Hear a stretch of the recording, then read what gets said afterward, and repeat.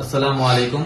मैं Mir Nizam Ali Khan advocate Telangana high court और मेरे साथ है एडवोकेट खदीर, एडवोकेट अब्दुल वासिर और एडवोकेट मुजाहिद। आज यहाँ पर हम हमारे ऑफिस पर प्रेस कॉन्फ्रेंस किए हैं एक बहुत ही सीरियस मसले पर। जैसा कि हम देख रहे हैं कि हैदराबाद में कई सारे कत्ल के वाक़यात हो रहे हैं, आम लोगों के ख़तर हो रहे हैं, ये समझ में आ रही है बात। मगर कल जो वाक़या हुआ है हैदराबाद में, हैदराबाद के करीब 17 फरवरी 2021 को दो हाई कोर्ट के सीनियर एडवोकेट्स का दिन दहाड़े रोड पर बहुत ही दर्दनाक तरीके से उनका कत्ल हुआ है। यानी हस्बैंड एंड वाइफ का कत्ल हुआ है दिन दहाड़े रोड पर। तो इसका हम बहुत ही शदीद अल्फाज में कंडम करते हैं। ये रिक्वेस्ट करते हैं पुलिस डिपार्टमेंट से और हुकूमत तेलंगाना से कि जो भी एक्यूज़्ड है उनके ख़िलाफ़ जल्द से जल्द कार्रवाई हो। कार्रवाई ये हो कि जल्द से जल्द उनको कुछ सज़ा दी जाए। ऐसा नहीं कि ट्रायल लंबा चलते जा रहा है, इमीडिएटली उनको पकड़ा जाए। मैं बात ये कहना चाह रहा हूँ कि आम तौर पर जैसा लोगों का कत्ल होता है, हम बात समझ में आती है, हाँ भाई किसी बात पर हो गया, मगर ये जो एडवोकेट्स का कत्ल होना, ये जुडिशियरी पर अटैक है, लॉ पर अटैक है, कॉन्स्टिट्यूशन पर अटैक है और हमारी डेमोक्रेसी पर ये बहुत बड़ा अटैक है। क्योंकि एडवोकेट्स, जैसा कि हम जानते हैं कि एक ऑनरेबल प्रोफेशन है और एडवोकेट्स का जो काम होता है, जैसा कि पूरी दुनिया जानती है कि किस तरीके से हमको बात कर कर किस तरीके से बेगुनाह को बचाने का हमारा काम होता है। तो उन पर ही कत्ल कर देना, उनको ही दिन दहाड़े, ऐसा नहीं कि रातों रात ये काम हुआ, दिन दहाड़े बीच रोड पर, वो भी हाईवे बीच रोड पर इस तरीके से कत्ल होना, ये बहुत बड़ा अटैक है हमारे एडवोकेट्स फ्रेटर्निटी पर। तो हम ये गुजारिश करते हैं कि एडवोकेट्स के ऑनर को बचाया जाए। इस मसले को बहुत ही ज़्यादा सीरियस लीजिए। ऐसा नहीं कि कोई आम आदमी का कत्ल हो गया, हाँ भाई एक्यूज को जो है रिमांड पर लिया, ट्रायल चल रहा है, ऐसा नहीं। एडवोकेट्स फ्रेटर्निटी पर एक बहुत बड़ा अटैक है, जुडिशरी पर अटैक है, ये लॉ और कॉन्स्टिट्यूशन पर अटैक है। तो हुकूमत तेलंगाना से ये गुजारिश करते हैं कि जल्द से जल्द इसकी कार्रवाई की जाए और जो है एक्यूज को सजा दी जाए। ऐसा नहीं कि ट्रायल चल रहा है, मैं बार बार ये कह रहा हूँ, जल्द से जल्द सजा की हम गुजारिश करते हैं। और एक बात मैं कहना चाहता हूँ, जैसा सीनियर एडवोकेट्स की बात करिए, जब वो सीनियर हो जाते हैं तो बड़े बड़े क्रिमिनल केसेस वो लड़ते हैं, बड़े बड़े सिविल केसेस लड़ते हैं, तो उनकी जान पर भी हमला आता है। ये केस में भी वैसे ही हुआ, उनकी जान पर हमला हुआ और उनकी वो जान गंवा बैठे। तो मैं हुकूमत तेलंगाना से भी गुजारिश करता हूं कि जो है सीनियर एडवोकेट्स को, जो बड़े केसेस हैंडल करते हैं, चाहे क्रिमिनल हो, चाहे क्रिमिनल से उनका मिलना जुलना होता है केसेस के सिलसिले में या सिविल केसेस के सिलसिले में, तो उनके एक लाइसेंस रिवॉल्वर दीजिए ताकि वो अपनी हिफाजत कर सके।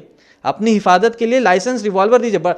बड़े बड़े बिजनेसमैन को भी देते हैं उनकी अपनी हिफाजत के लिए, तो एडवोकेट्स को तो देना चाहिए। तो ये एक मेरी रिक्वेस्ट थी हुकूमत तेलंगाना से।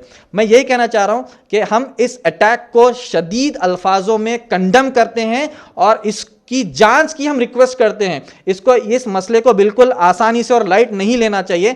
ये कॉन्स्टिट्यूशन पर अटैक है, हमको इस बात को समझना है। और मुआशरे में जो ऐसे राउडी शीटर्स घूम रहे हैं जिनको खुलेआम छोड़ा जा रहा है, हाँ हम जानते हैं कई राउडी शीटर्स पर पीडी एक्ट लगाकर उनको जो है अंदर डाला जा रहा है, मगर और ऐसा काम आगे बढ़ना चाहिए और भी लोगों को जो है अंदर करना चाहिए ताकि इस तरीके के वाक़यात कम हो सके। आम आदमी की भी जान बचना चाहिए और जो है एडवोकेट की भी जान बचना चाहिए। हो सके मिसाल के तौर पर आगे हम फ्यूचर में ये ना देखें कि किसी एडवोकेट का भी एक साथ ऐसे ही हाल हो गया, किसी पुलिस वाले के साथ भी ऐसे ही हाल हो गया, तो लॉ एंड ऑर्डर बहुत ख़राब हो सकता है अगर ऐसा माहौल सही नहीं रहा। तो हम यही कहते हैं कि लॉ एंड ऑर्डर को सही करिए। और इस मसले पर यही कहना चाहते हैं, एडवोकेट्स के ऑनर पर यह बात आई है तो हम प्रोटेस्ट कर रहे हैं और प्रोटेस्ट जारी जब तक रखेंगे जब तक हमको एडवोकेट फ्रेटर्निटी को इंसाफ ना मिले। जी देखिए, प्रोटेस्ट तो हमारा कॉन्स्टिट्यूशनल राइट है, प्रोटेस्ट कॉन्स्टिट्यूशनल राइट है, वो करना हमारे लिए जायज़ है। आर्टिकल नंबर 19 के तहत कॉन्स्टिट्यूशन में प्रोटेस्ट करना जायज़ है।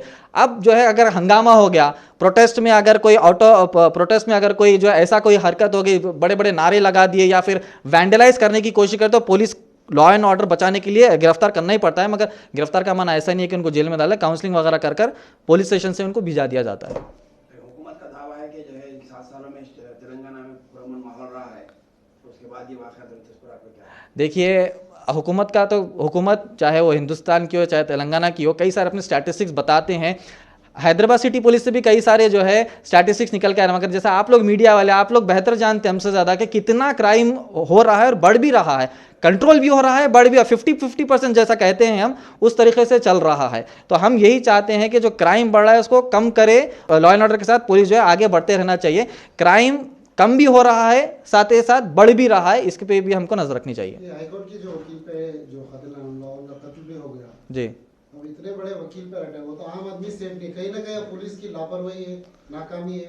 बिल्कुल, मैं अभी मेरे स्टेटमेंट में मैं वही कहा कि राउडी शीटर्स, ऐसे जो राउडी शीटर्स होते हैं इनको भी जल्द से जल्द गिरफ्तार करना चाहिए। और वो केस में वो वकील साहब ने प्रोटेक्शन मांगा था, प्रोटेक्शन मांगने के बावजूद भी उनको प्रोटेक्शन नहीं दिया गया। इमीडिएट प्रोटेक्शन देना चाहिए ना, पुलिस का भी यहाँ पर काहिली मालूम होती है। इमीडिएट प्रोटेक्शन देना चाहिए, केस के सेंसिटिविटी को समझना चाहिए, समझ कर प्रोटेक्शन देना चाहिए था, प्रोटेक्शन नहीं दिया और इस तरीके से वाक़यात पेश आए। पार्टी का नाम भी आ रहा है उसमें। देखिए जब तक कोई चीज़ फाइनलाइजेशन नहीं होती है ना, पार्टी का नाम मैं नहीं ले सकता। खैर मीडिया में कई सारे पार्टीज़ के नाम आए, वो फला आदमी वो फला पार्टी से जो है वाबस्ता रखता है, कंफर्म हो जाने चाहिए, क्योंकि इन्वेस्टिगेशन के दौरान कोई भी चीज़ डिक्लेयर करना सही नहीं होता है। Thank you very much. कौन से वजूहत का क्या बोले क्या? नहीं, केस को डील नहीं, हमको केस बताना नहीं, हमको एडवोकेट फ्रेटर्निटी के ऊपर जो हमला हुआ है उसके बारे में बात करना है।